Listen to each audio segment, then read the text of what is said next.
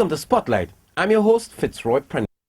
In this week's program, we'll be featuring the president of Scotia, Jamaica Life Insurance Limited, Mr. Hugh Reid.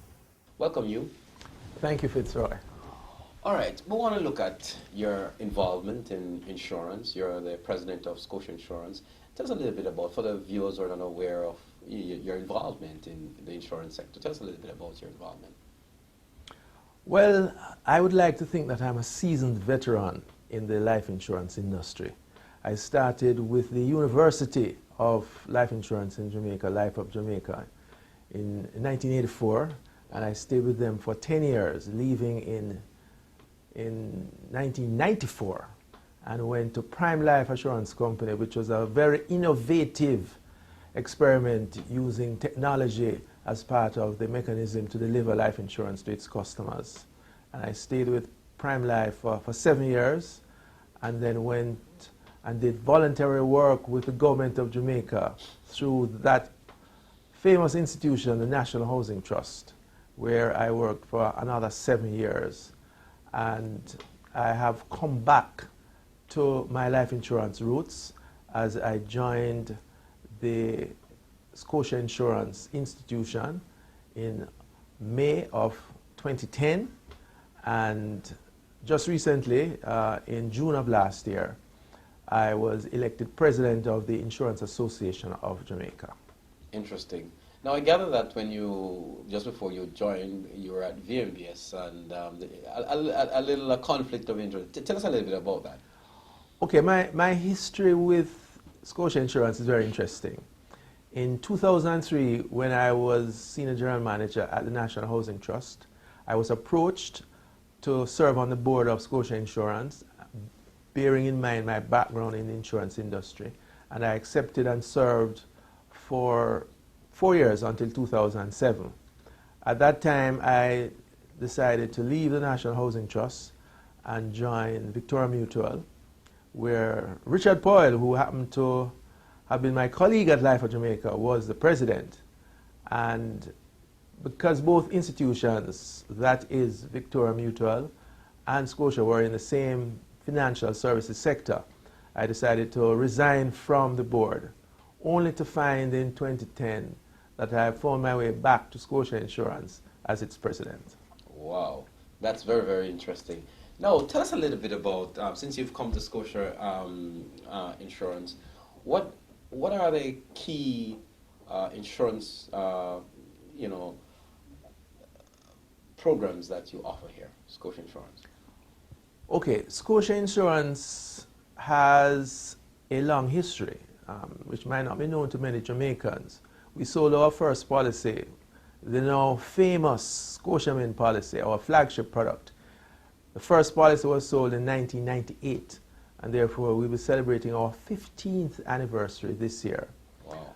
But we have come a long way, as that famous ad said on television some time ago, because in 2002 we started to sell credit insurance, and we have expanded our credit insurance products to cover nearly all of the major loan products of the bank.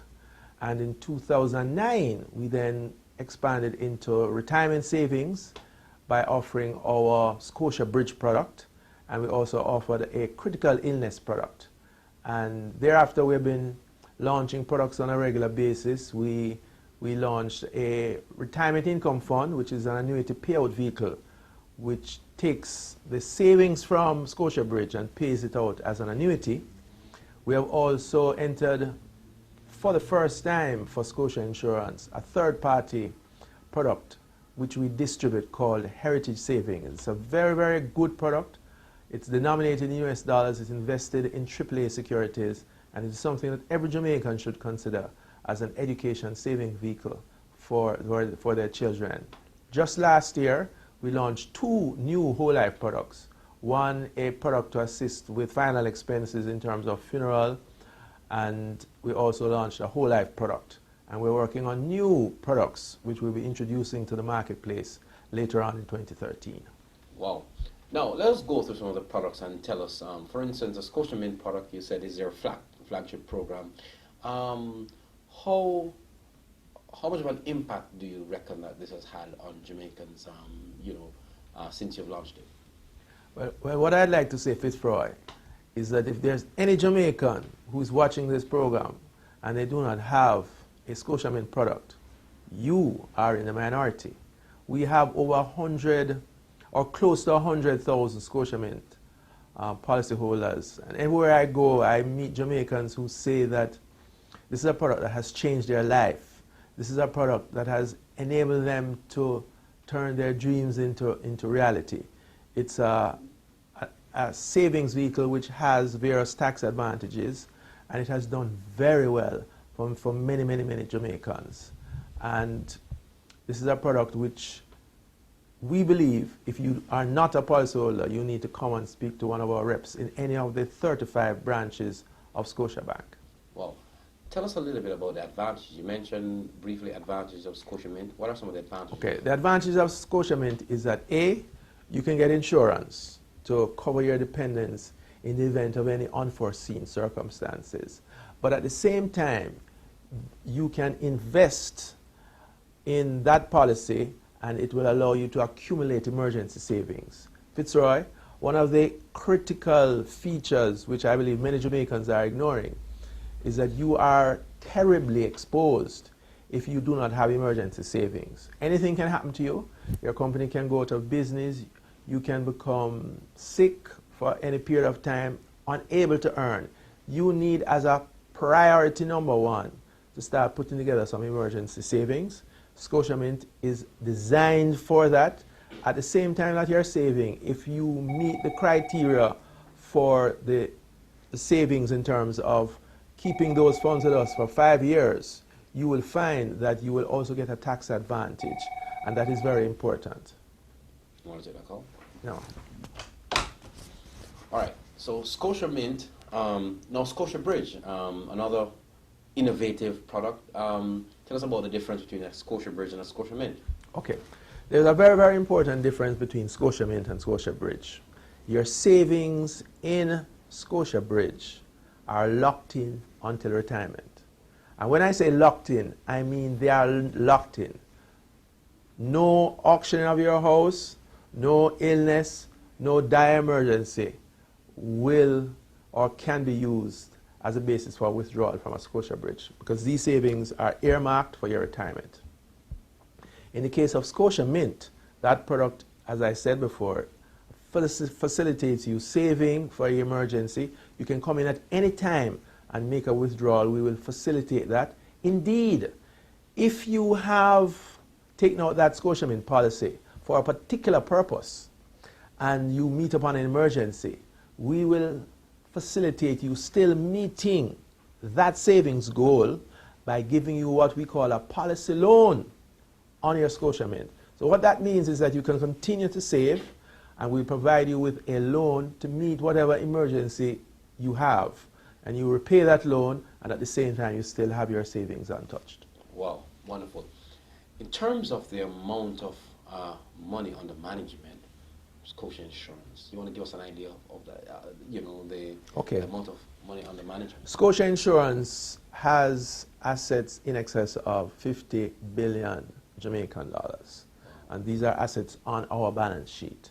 But in addition to that, and most of those assets would relate to our flagship product, Scotiamint, because that product has proven to be such a staple of the Jamaican marketplace. But in addition to those assets, we also have off balance sheet the assets belonging to the Scotia Bridge product, and that Scotia Bridge product has assets in excess of $2 billion.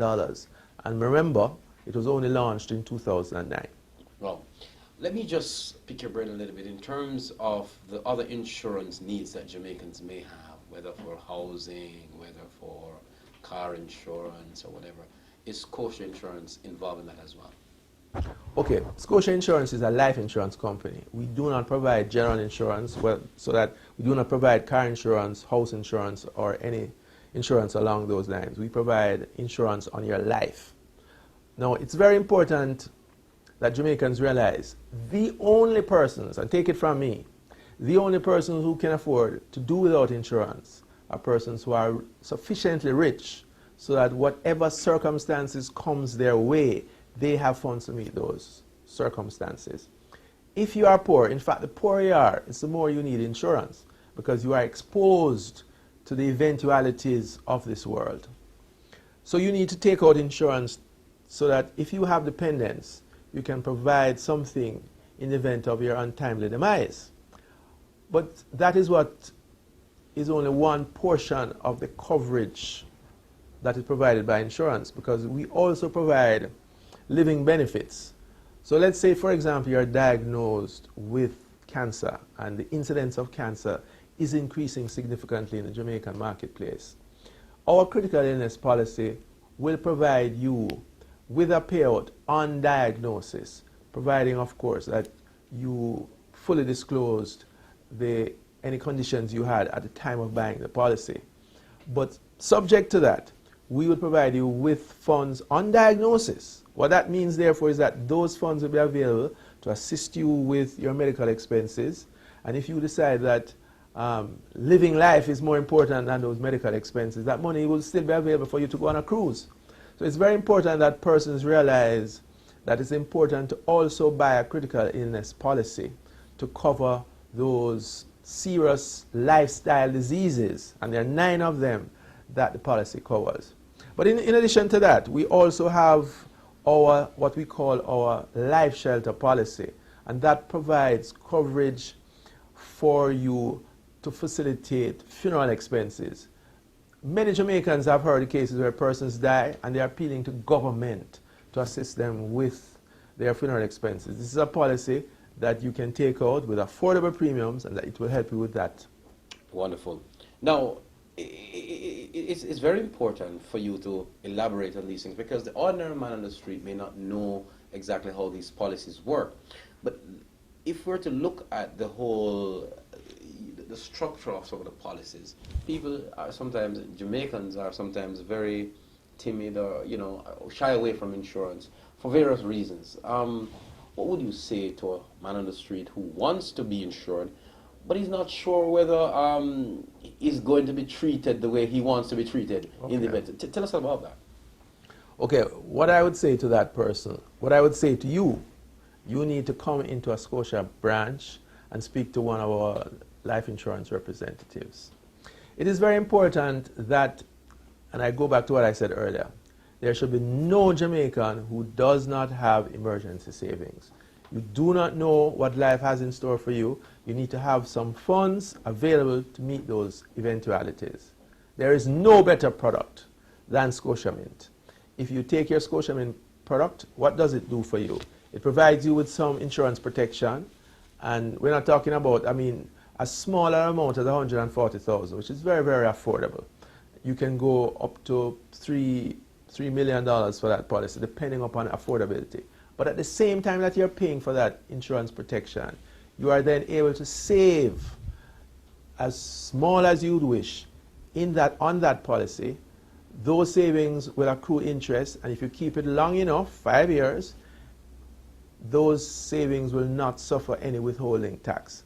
So you are killing 2 birds with 1 stone. You're providing for your dependents, and you're also building up a nest egg of emergency savings. And the financial experts will tell you that you should not be comfortable until you have accumulated 6 months, a minimum of 6 months of savings. In other words, savings to cover your expenses for 6 months. What are the challenges that you face and your team face in selling life insurance? The challenge that we face, the number one challenge we face, is that people are of the mistaken impression that they cannot afford insurance. And that is a fallacy.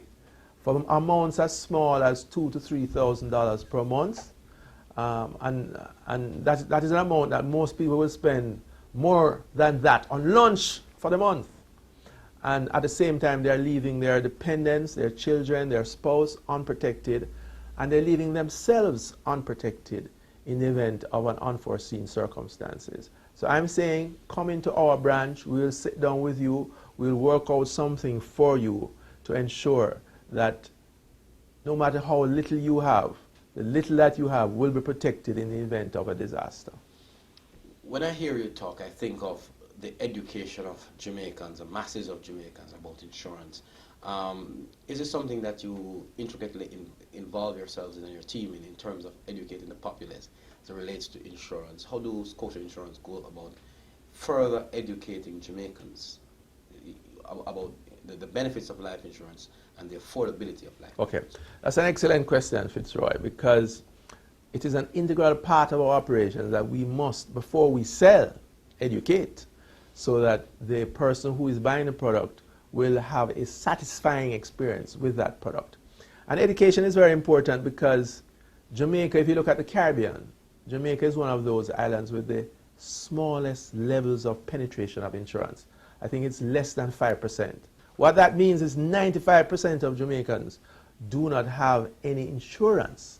And that is an appalling statistics, bearing in mind the natural disasters that face this country, as well as the disasters that affect us as individuals. So we're very interested in education. Our agents are available to go to churches, to schools, to workplaces, to speak about what insurance can do, what financial planning and management means for you as an individual. And we are very concerned as a company, and speaking as president of the Insurance Association of Jamaica, we are also concerned about the absence of life insurance on individuals, the absence of property insurance on what for most Jamaicans is the most important acquisition in their lifetime, which is their house. Needless to speak about motor vehicles, you run the risk of injuring yourself and others if you drive a motor vehicle which is uninsured. And maybe most importantly, 80 to 85% of Jamaicans are walking around blissfully happy and blissfully unaware of the fact that they have no formal savings program for their retirement. And when their retirement comes around, these persons will not only witness a dramatic reduction in their standard of living, but in many instances they will become a burden on the state and on other taxpayers who took the right steps when they were younger.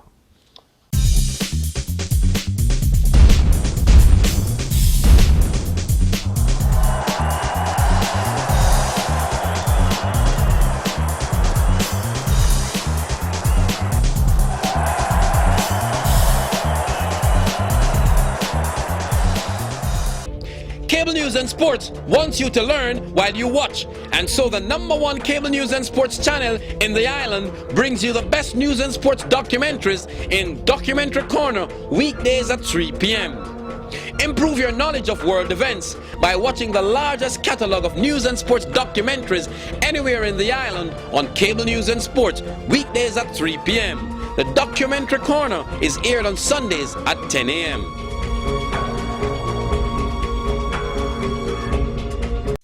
Are you having a wedding, a funeral, a graduation, or just about any other function? Then let InFocus Productions provide you with professional video and photographic services from anywhere in the island at the best possible price. InFocus Productions also offer PA system and projector screen rentals. Call us at 949-5326, 949-4331, or 276-7825. So for all your video and photographic services, plus PA system and projector screen rentals, it's InFocus Productions, where your function is in our focus. Join Cable News and Sports on Mondays at 6:20 p.m. for UN in Action. UN in Action gives you a glimpse at some of the work of the United Nations as they seek to reduce poverty and foster development in developing countries across the globe. UN in Action every Monday at 6:20 p.m. on your News and Sports Authority, Cable News and Sports. Every Mondays at 6:05 p.m., Cable News and Sports brings you Inside the World Bank. Get an insight into the mission of the World Bank as they fund some of the world's major projects to assist in economic development. We estimate at the bank that even a mild epidemic will reduce world GDP by 0.7. Inside the World Bank, Mondays at 6:05 p.m. on your News and Sports Authority, Cable News and Sports. The question of a limited amount of Jamaicans having insurance, present an opportunity for all the insurance companies. This is a big market to pursue, and certainly it has a lot of potential. How do you and your team plan to further seep into the market, so to speak, and dig into the market so that you can reap the rich rewards of what is there? Yes. A good question, Fitzroy. At Scotia Jamaica Life Insurance Company, we pride ourselves on having the most productive agency force of any insurance company in Jamaica. Our agents are well skilled. They are able to speak your language. And most importantly, there is no corner of Jamaica you can go and not be close to one of our life insurance representatives, because Scotia has a branch in every parish in Jamaica, and there is a life insurance representative in every branch in Jamaica. And we see it as not a commercial mission, but as a life mission to go to churches, to go to the workplaces of Jamaicans, to go to schools, because it's never too early to start that savings habit. And we are going to be developing strategies, techniques to further expand. And we are looking at a non-branch sales team. And when we say non-branch, we're looking at persons who will not be in a Scotia branch, but will be going out to you at your place of work, at your school, at your home, so that they can speak to you about the benefits of insurance. How does the Scotia Bank, the bank itself, enable you to leverage your product, the insurance product? Because the Scotia Bank is certainly one of the most popular banks in Jamaica. How does the bank itself help you to promote the delivery of your product to customers? Well, just in case, Fitzroy, any of our regulators are listening, I want to make it very, very clear that no Scotiabank person can sell a life insurance policy, because in order to sell a life insurance policy, you have to be licensed, and all our policies are sold by licensed sales representatives in every branch. But we would like to think that Scotia is offering a financial service to every Jamaican. If you come to Scotia, there's not a financial need that you will not be able to meet by coming to Scotia, whether it be life insurance, whether it be investment, whether it be home ownership, whether it be any banking product. And we believe that the name Scotia is valued and treasured by every Jamaican. We have been around for more than 100 years. There are not, I think I can count maybe on 2 fingers, any other financial institution that can claim to have been around for 100 years. Some of them will claim that, but if you go back 100 years, they wouldn't have been called what they are being called now. You go back 100 years, we were Scotia Bank. And we believe that that stands for something. That stands for stability. That stands for endurance. And that stands for skill. And we believe that if you're looking for an insurance product, and it's very important that you realize that an insurance product is a promise. You get a piece of paper. You would like to ensure that 30 years from now, when you're ready to claim on that paper, that institution is around. How much does insurance agents like yourself and your team worry about the economic conditions in Jamaica and the ability of Jamaicans to be able to deal with the various products and services that you offer? We're very concerned, Fitzroy, because to the extent that the economy is in difficulty, to the extent that incomes are under pressure, it therefore means that it's a harder selling job. Persons are going to say, well, the choice is between a meal and an insurance policy. And you know what that means for the insurance policy. And therefore we are, as part of the wider private sector, the Insurance Association of Jamaica is committed to working with the government, with trade unions, with all civil society members to ensure that we can put together a plan that will ensure that what we have said for Vision 2020 is not simply words, but something that can be achieved. Because to the extent that Jamaica can leave its economic malaise behind, to the extent that we can grow, to the extent that we can start to see persons benefiting from the economic policies, it's the extent to which Scotia Insurance will see its business grow. And therefore, we have a vested interest in ensuring that economically the company grows and develops, because we will grow and develop with it. When you look at the, I'm touching a little financial issues now because it's all important in the mix of things. The IMF deal has not yet been signed, although we hear that it's about to be, there's some final things happening. How does the uncertainty in Jamaica right now,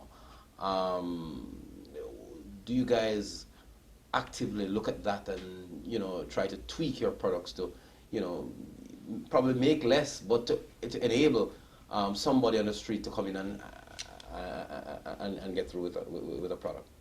Well, it's a double-edged sword, Fitzroy, because to the extent that there is increasing uncertainty, persons are less likely to buy insurance. But our argument to you is that if there is more uncertainty, then it is more certain that you need insurance, because insurance is a protection against risk and uncertainty. And therefore, as risk and uncertainty increases, you need more insurance, not less. And we see this as an opportunity to educate the public about why they should buy insurance, what are the benefits of insurance. And, you know, I'm, personally speaking, I'm sick and tired of watching my television and hearing that this business place, this house burnt down and there was no insurance. I'm tired of hearing about a breadwinner for a family dying and the family appealing to the government for assistance in burying the breadwinner, much less in meeting the expenses which those dependents are going to be left behind to face. And these are all situations which are avoidable if persons would simply begin to seriously consider their financial plans. How many of you have a budget? If you have a budget, you'll be surprised at how easy it is to start putting some money aside for your insurance needs. How challenging is this job for you? It is becoming more and more of a challenge. Why so? Because, I mean, if I might speak frankly, the economic environment in Jamaica is becoming more and more difficult. And I would say to you that selling insurance is the most difficult sales job in the world. But it's also very rewarding, isn't it? It is rewarding because, you know, as an insurance agent, you went to see Fitzroy, and Fitzroy gave you a hard time, but he eventually managed to persuade Fitzroy that he needed to buy a critical illness policy. And 6 months, let me not say 6 months, 2 years and 6 months after buying that policy, Fitzroy calls you and says, you know, I've been diagnosed, and you have the pleasure of facilitating the payment to Fitzroy of an amount of money which will help him with his bills, with his scans, with his radiation treatment. And I happen to know a little bit about that. And therefore, you know, we see the job of life insurance as not a commercial transaction. It is a mission to make persons into better persons, persons who are able to take better care of themselves and their family. And that is very important. What are the philanthropic things that Scotia Insurance gets involved in? Because, you know, there's a cancer society. There's a lot of cancers, you know, and prostate cancer, this, you know, and so on and so on. If you have less of these diseases, obviously you'll have less pressure on, you know, the resources. How do you guys, you know, partner with various, you know, associations in Jamaica to try and help to mitigate against what is happening in terms of critical illnesses? Well, in terms of philanthropic activities, there are two things that I would mention. One is that we partner with a number of organizations, charitable organizations in Jamaica. The Heart Foundation is one. We have done a number of sponsorships with the Heart Foundation last year, because heart disease, I think, is the second biggest killer of Jamaicans after cancer. And therefore, you know, we feel it a part of our giving back to our communities that we should partner with the Heart Foundation and other philanthropic societies. But in addition to that, my company, Scotia Insurance, has taken on a number of institutions. We do regular visits at the Bustamante Hospital for Children, using our own volunteers who are contributing their own time to go up and see these children who are in a dark place in a hospital and try and bring a little cheer to their lives. We have also adopted the Victory Basic School, which is in Trenchtown, and this is an area which doesn't have a lot of resources, and we have adopted that school, and I mean, we have brought the children here to our offices to have fun and be fed and to see what a business space looks like. We go to them at Christmas time and provide them with treats, and we also assist with the beautification and the maintenance of their facilities.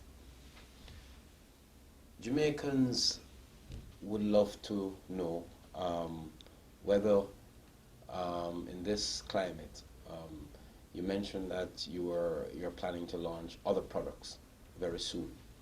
What can we look forward to from Scotia in the not too distant future in terms of other products and services? Okay, we have some products which we are going to launch later on in 2013. I'm sure that there are representatives from Sagicor and Guardian Life watching this program, and I'm not going to release all the secrets. What I can say is that we are planning to launch another Universal Life product. We won't go into a lot of details about what that Universal Life product will look like. And we're also planning to bring a product which I do not believe exists in the Jamaican marketplace. This is a product that will be geared to bringing benefits to workers at their workplace. And lest I say anything more, I will stop right here.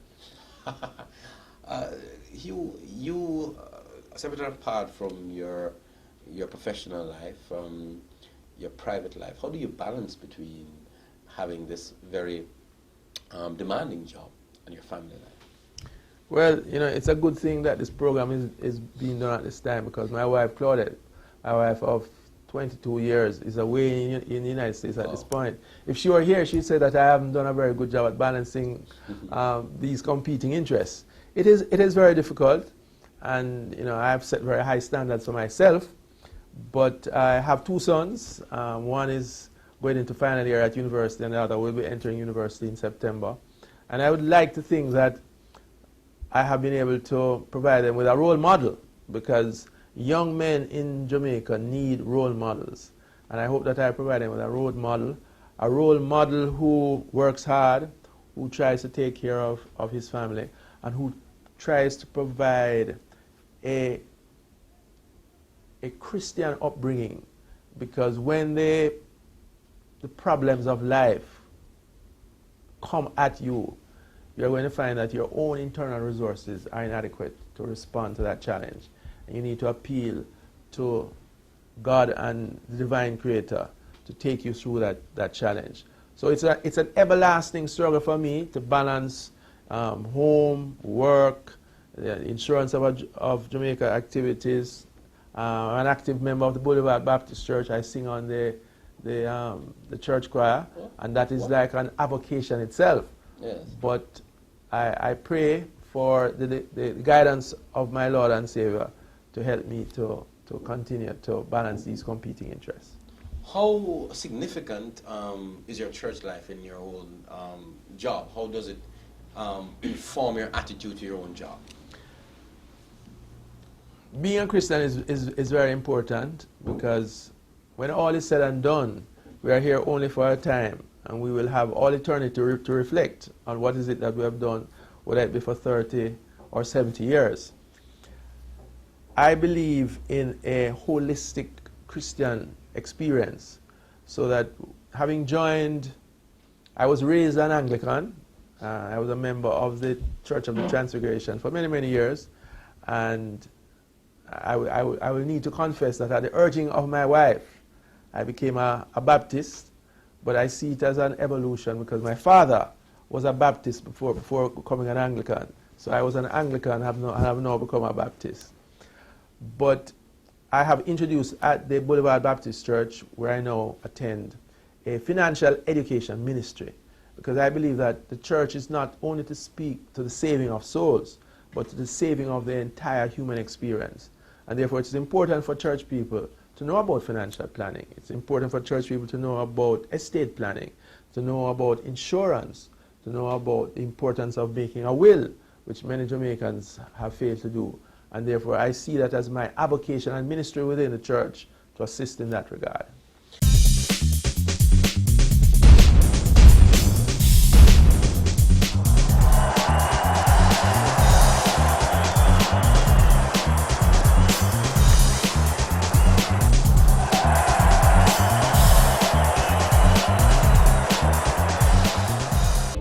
Cable News and Sports wants you to learn while you watch, and so the #1 cable news and sports channel in the island brings you the best news and sports documentaries in Documentary Corner weekdays at 3 p.m. Improve your knowledge of world events by watching the largest catalog of news and sports documentaries anywhere in the island on Cable News and Sports weekdays at 3 p.m. The Documentary Corner is aired on Sundays at 10 a.m.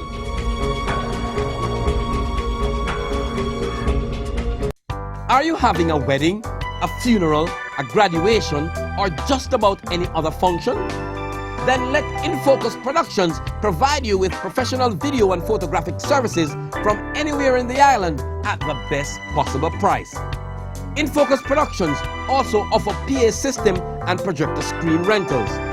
Call us at 949-5326, 949-4331, or 276-7825. So for all your video and photographic services, plus PA system and projector screen rentals, it's InFocus Productions, where your function is in our focus.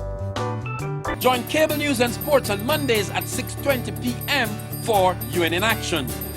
UN in Action gives you a glimpse at some of the work of the United Nations as they seek to reduce poverty and foster development in developing countries across the globe. UN in Action every Monday at 6:20 p.m. on your News and Sports Authority, Cable News and Sports. Every Mondays at 6:05 p.m., Cable News and Sports brings you Inside the World Bank. Get an insight into the mission of the World Bank as they fund some of the world's major projects to assist in economic development. We estimate at the bank that even a mild epidemic will reduce world GDP by 0.7. Inside the World Bank, Mondays at 6:05 p.m. on your News and Sports Authority.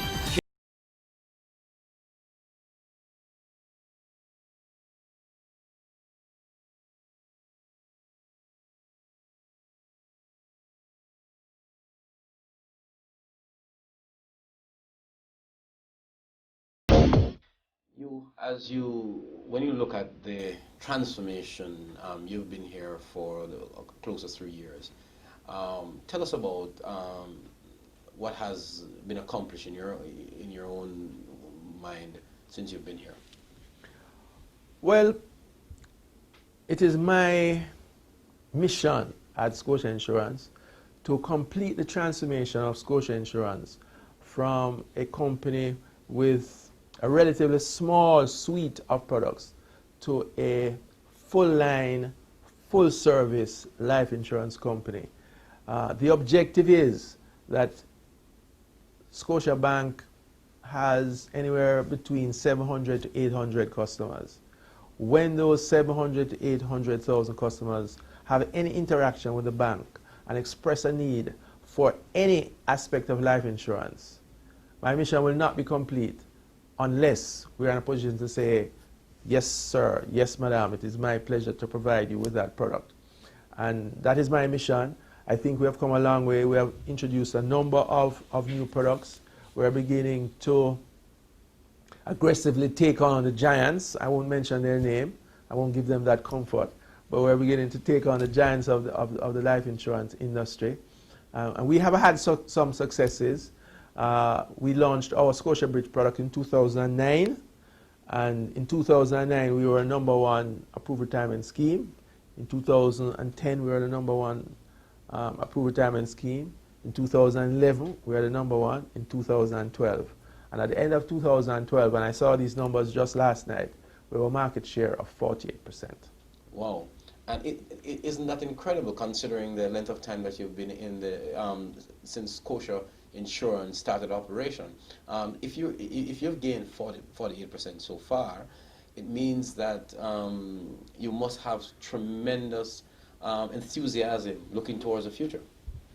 Yes, and that enthusiasm that spirit, and spirit is one of our core values at Scotiabank, is based on the team of persons we have at Scotia Insurance. I think there can be no insurance company anywhere in the world that has a better team. In fact, if you speak to a Scotia banker, they will tell you that the spirit that exists at Scotia Insurance is unparalleled within the group. The team is passionate, the team is skilled, the team is focused on excellence, not only in terms of providing customer service to its customers, but in every facet of their operation.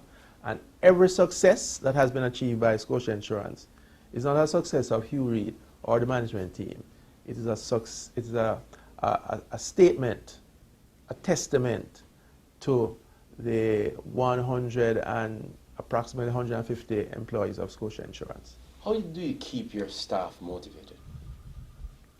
We keep our staff motivated, Fitzroy, by working at it. We have a very active reward and recognition program. In January of this year, we took every single employee to the Hilton Rose Hall Hotel in Montego Bay, and we had 2 days of involvement. We had Liakim Samaj come and speak to our staff about strategy and brand, and we rolled out the strategic plan for the group. And of course, you know, being on the North Coast, everyone needed to have time to have fun. But we feel that it's activities like these. We have a weekly, what we call life hype activity, where once a week all the head office staff come together and we do fun things together. Just yesterday, I think was Bob Marley's birthday. Right. And we had a little quiz on our email, and as a prize, everyone was treated to a special lunch of fish and bami, and we enjoyed ourselves. So we work hard and we play hard. Well, let me ask you about the whole. You have some big players in the marketplace. I won't call them their names. No, please. But maybe they would have had more time to develop their products and so on. They've been around much longer. Yes. When you look at what they do and what you do, it seems to me that the gap is narrowing tremendously. If you're where you are, tell us about that. Well, one of the things, and that's an excellent question, because one of the things that we are trying to avoid is that we do not want to be like Company A or Company S or Company G.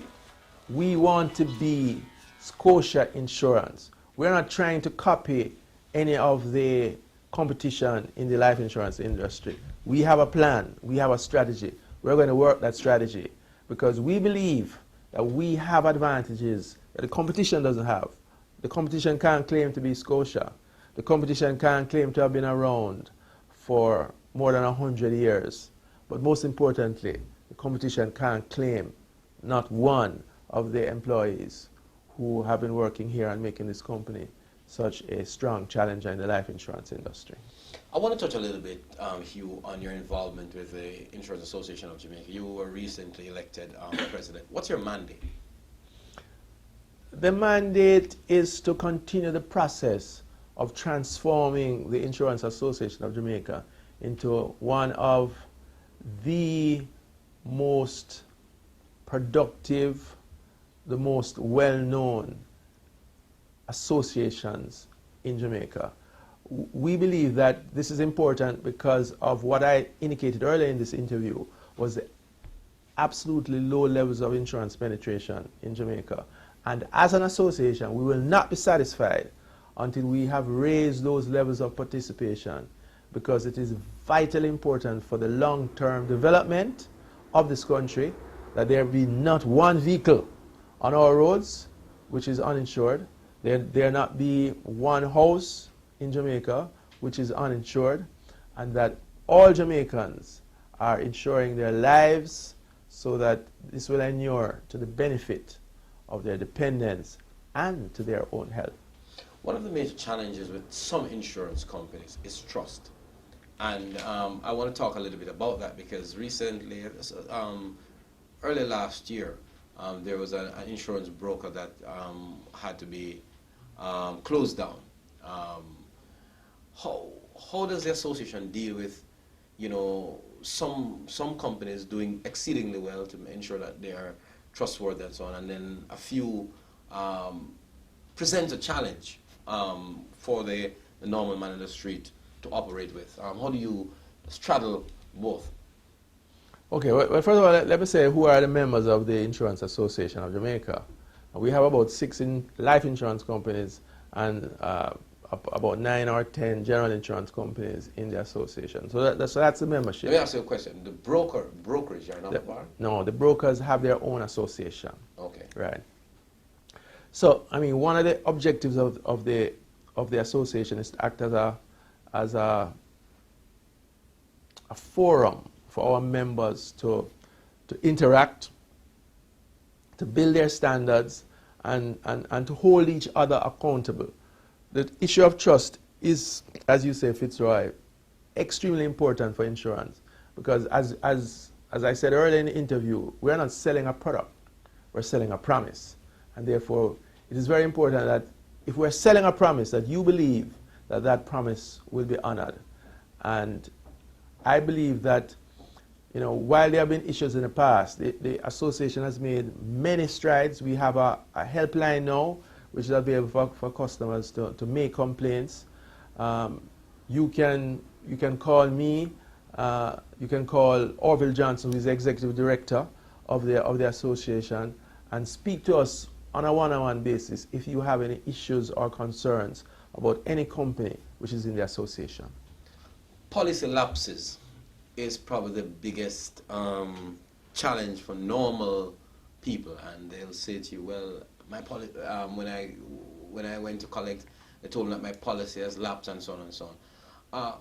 Is there a standard by which a policy goes into it becomes lapsed, right? Is there a policy? Is there a general policy across the board? Inform us a little bit about that. Okay. Policy lapses, I would say, is maybe the most important trigger behind this issue of trust, because you know you came to this insurance company, you believe you're covered, only to find that you are not covered. The law actually requires that insurance companies advise their policyholders if their policies have lapsed, and it is not in the interest of an insurance company to have a policy lapse, because we would like to continue to receive your money so that we are in a better financial position to provide you with a benefit. So insurance companies generally have various policies in place. In fact, many companies will make an offer to reinstate your policy once it has lapsed under certain conditions and if you meet certain requirements. So there are a number of avenues. I mean, for my own company, we have now gone to the extent where we not only send you a notice if you miss a premium, we'll send you a text message, we'll send you an email message, and we're trying to reach out to our customers in many ways. The truth of the matter is that a lot of Jamaicans are very mobile, so they change their addresses, sometimes they change their places of employment, and these changes have a way of adversely affecting the arrangements you have made to keep your policies in force. But it is not in our interest to have those policies lapse, and therefore I would suggest that you have a duty to continually, and let me not overstate the case, to periodically monitor, review your insurance program. And if more Jamaicans did that, they would find out that policies have lapsed. And the quicker you find out a policy has lapsed, the easier it is to have it reinstated. Let me zero in on Scotia, because this interview is strictly about your involvement with Scotia Insurance. At Scotia Insurance, what's the policy? How long does it take for, if a client comes into Scotia Insurance and they're having a life insurance policy, how long does it take before the policy is lapsed, and what is the procedure that you will take as head of Scotia Insurance before anything like that can happen? Okay, it depends, Fitzroy, because let's take our flagship Scotiamin product. that product has an insurance component, but it also has a savings component, and therefore the policy is structured in such a way that if you were to miss a premium, the policy can take an amount from the savings to keep the insurance in force. Yeah. So it's harder for the Scotiamin policy to lapse. I mean, technically it will only lapse if all your savings have been exhausted. However, that does not apply to some of the other policies we have, the critical illness policy, the whole life policy, the policy for final expenses. All those policies have no savings attached. So if you miss one premium, then that policy will lapse.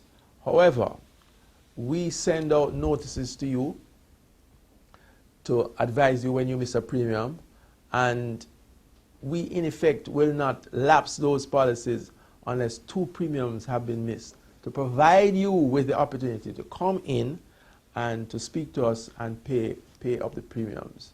And we're also looking at implementing a process by which you will be able to reinstate those policies if you have missed a number of premiums. So there are a number of things we're doing. I've indicated that we're looking not only at sending out notices, but we send out a notice to you. If we have an email address, we'll send you an email. If we have a telephone, we'll send you a voicemail message or a text message. Now, I'm just going to look at, as we wrap up this interview, 2 critical areas, 2 cohorts that you probably need to look at. Jamaica, our sportsmen and women mean a lot to this country, but they're prone to injuries and all sorts of things, right? And I would want to think that they would be at probably greater risk in some instances of needing life insurance. Everybody needs life insurance, but I'm just wondering if you target these particular special areas in Jamaica, sports people per se, to ensure that, the netballers, the footballers, the cricketers and so on, if you have a plan for these specific groups of persons who are at greater risk because of the nature of their involvement in terms of insurance. Okay. We have been having discussions with a number of the sports associations. We have been having discussions with the government about this particular need for our sportsmen and women who have brought great fame to this country, and we would not want to see them going off into retirement and having a significant reduction in their standard of living. We would not want to see them be exposed to a lifestyle disease and not be able to take care of themselves. We have been trying to have dialogue with the various associations. We have been having discussions with the government about the steps, the mechanisms that can be put in place to assist our sportsmen and women. And this is something that we're looking at doing. And the only thing I would say is that these sportsmen and women also have a duty to try and take care of themselves. We are available in every single parish in Jamaica, and all they need to do is to walk in town of our branches, and we'll try and assist them. And at the same time, as an institution, we are going to be working with the government and with the various sports associations to do the most that we can do. Final question to you. The young in Jamaica. It's a critical component because most of the country is made up of young people, and they're going to obviously form the core of the next generation. They're mobile, they're on internet, on Twitter, on Facebook, they're all over the place. Maybe a more difficult sell because they've just started working and want to explore life a little bit before they start saving. But is there anything geared for the very, very young who's just come out of high school or university and really want to start the ball right by starting to get insurance in order and so on and so on? Anything that you would recommend to a young person right away? Well, I want to answer that question in 2 ways, Fitzroy. One is that all of us who are parents, we have a responsibility to teach our children about things to do with finance and insurance. And maybe the best gift that you can give a child is a policy called Scotia Mint, or alternatively, a heritage savings plan.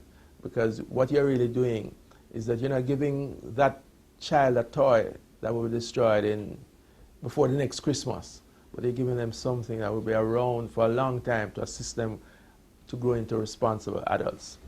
But in addition to that, young adults who are leaving university, like the interview started on this note and it is going to end on this note, having come out of university and hopefully finding a job or creating your own employment, the first thing you have to do is not to look to buy a car or to hunger and thirst for that dream house.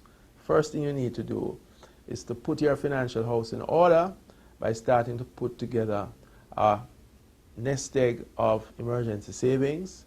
And there is no better place, there is no better institution, and there are no better products than those offered by Scotia Insurance to facilitate the creation of that nest egg of emergency savings, which will ensure that you are protected against the vagaries of this world.